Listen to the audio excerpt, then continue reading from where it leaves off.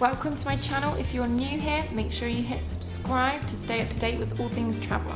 Stay tuned to find out why combi tickets are a rip-off. Today's video is going to be about a trip which a lot of people will take who are wanting to come down to the southern islands in Thailand, which are beautiful. So in this video, I'm going to show you how I did it for just 980 baht, around 22 quid. So we started off, like most people, going to Lumpini station, the train station in Bangkok. To look for some tickets for a train down to Surat Thani. Now we went upstairs to the main tourist office and they have the cutest little dog there, little fluffy dog. But don't let this super cute dog fool you, because he's trying to distract you from the fact that if you buy, which a lot of people do, a combi ticket. So a combi ticket is your train, your bus and your ferry all the way to either Koh Tao, Koh Samui or Koh Phangan. So the lady in the tourist office in Lumpini station wanted a whopping 1,600 baht for the combi ticket. This is way over what you should be paying. But the thing is, with this tourist office with a really cute dog, all they do is, if you say you want to buy a train ticket, the combi ticket, they will phone up the train people and book you a ticket, which you can do yourself. They'll phone up the bus people and the ferry people, and you can do all of that yourself. So you're paying, 500 baht plus over, just because they are the middleman, and that is all they do. They just phone the ticket office downstairs in the train station for the privilege. One major downside to doing this in terms of the train, the night train, is that they don't necessarily put you, if you're in a couple or if you're traveling with your friend as a pair, they don't necessarily put you in two beds next to each other. And the way that the beds are done on these night trains, you have a top bunk and a bottom bunk. The bottom bunk, before you go to sleep, is actually two chairs which face each other. So if you're traveling in a couple, it's ideal to have a top bunk and a bottom bunk, because then before you're sleeping, you can both sit opposite each other in these comfy armchairs and chill, listen to music, have your food, whatever. If you book through these companies, you're not necessarily getting a bed next to each other. So you could end up having two top bunks nowhere near each other. So you'd just be on your own, which is not good. What you need to do, you need to go downstairs in the train station to the tourist ticket office. They are really super helpful there. They will answer all your questions. They have amazing English. So you can book your tickets there. The thing that we did wrong, which you can do right, we only went in to buy our tickets maybe 3 days before, and we wanted maybe a 6 o'clock train to arrive in Surat Thani around 6 a.m. The time that we wanted was totally booked out.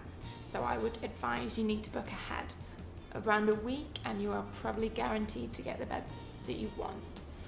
So we bought a ticket from the lady there for 700 baht each for a second class sleeper with aircon, so about £15. We could choose that we wanted a top bunk and a bottom bunk, so right next to each other, so we knew that we would be next to each other.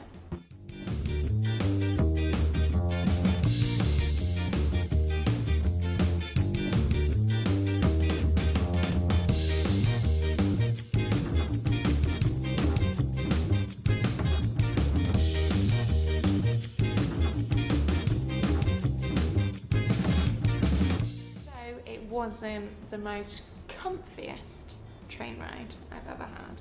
Bit of an understatement there. It was incredibly bumpy all the way down, so probably only got about 4 hours sleep, but I would totally recommend it in terms of an experience wise.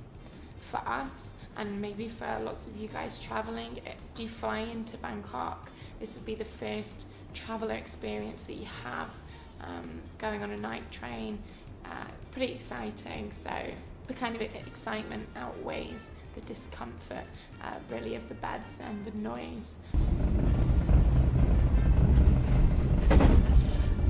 There are toilets and like wash basins in every single carriage, and you have a guy, like a conductor, who has a kind of sleeping area at the end of your carriage, and it's his job to kind of look after you all when you want your bed.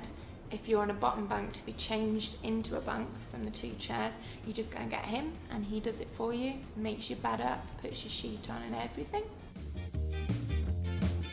There's people that come round probably around every hour with different types of food. You just get your standard rice, spicy mince with an egg on top, cost you around 40 baht. And then there's lots of people coming around with tea and coffee, banana cake, which is quite nice.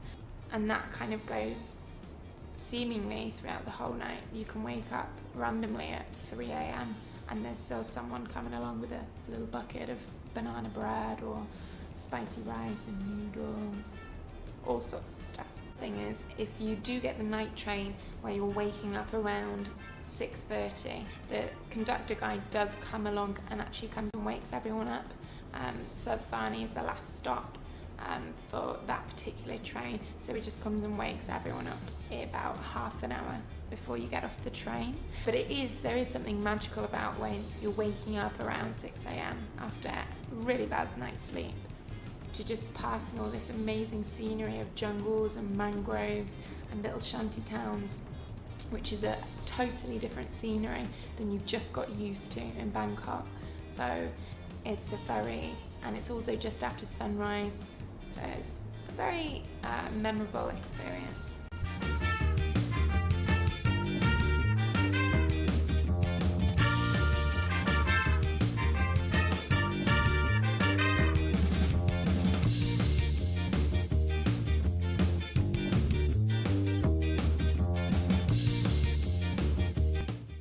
Off the train at Surat Thani, you kind of walk off with your massive backpack about 6:30 a.m. and you will be bombarded by people with plaques trying to get hold of you, saying we've got bus and ferry tickets, hello. Don't be alarmed by this. This is totally normal. They're not trying to scam you. You've had so little sleep, and the way that we did it, we booked the train and then the bus and ferry. Once we got to Surat Thani, you have no option. You need to get on a bus and a ferry. So everyone else does it too, so you kind of just go with the one that a lot of people are going for. Now you need to decide which ferry company you are going to go for. So now you have 2 ferry companies to choose from. You have Seatran, whose port is slightly closer to Surat Thani station than the other one, and this sails to Nathon Pier on the west side of Koh Samui and Bangkok Pier, which is north of the airport. Bangkok Pier is brilliant if you're wanting to get to Chuang Beach or Lamai Beach, as it's considerably closer to those 2 resorts than the Nathon port. You've also got Lompreya, which is slightly further out from Surat Thani station than the Seatran port, which sails to Mainam Pier, which can also be called Pralam Pier. Lompreya does a great shuttle bus service from the port to your hotel for 150 baht each in a really nice air-conditioned van. Which ferry to choose? So Seatran is the locals' choice, and it is a huge ferry, just what you'd expect from a standard ferry. If you get at all seasick, this is the option for you. It is 30 minutes slower than the Lompreya ferry, but it's a lot steadier and a lot smoother. So if you are suffering from seasickness at all, that is the one. And I do suffer from seasickness, and it's great. It's smooth, you can walk around the deck, you can admire the amazing scenery without feeling that horrible swell. Lompreya, on the other hand, is a high-speed catamaran ferry, which gets there 30 minutes faster because it is considerably faster in terms of the speed that it sails at, and it is usually the one that tourists use. We used both travelling around the islands, and I personally found Lompreya a little bit smelly in the deck downstairs. If you're going to Koh Tao, for example, which we did after this, you go via Koh Phangan, and it is, when it goes that way, it is packed full of quite fragrant backpackers who are hungover, covered in day glow paint, and haven't showered in a couple of days, so their smell is pretty fruity down there. But you've got to choose the one that's right for you. What did we do? We chose to go with Seatran, and we bought a ticket, a bus and ferry ticket for 280 baht, which took us from Surat Thani train station to the Seatran terminal, which is around, I think, about 2 hours.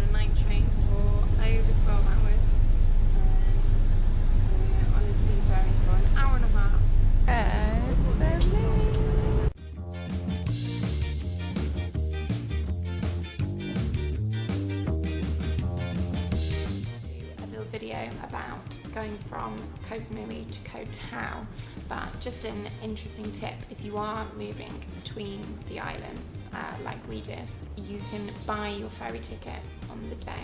We did it moving from Koh Samui to Koh Tao, and we also did it Koh Tao back to Koh Samui, so there's no issue. You don't need to buy ahead for your ferry tickets. It's only those train tickets from Bangkok to Surat Thani, because it's a huge distance to travel, and it gets booked up super quick. So hope you enjoyed this video, hope you found it super helpful. Let me know your travel comments below. Make sure you give it a thumbs up if you like this video, subscribe, and thanks for watching.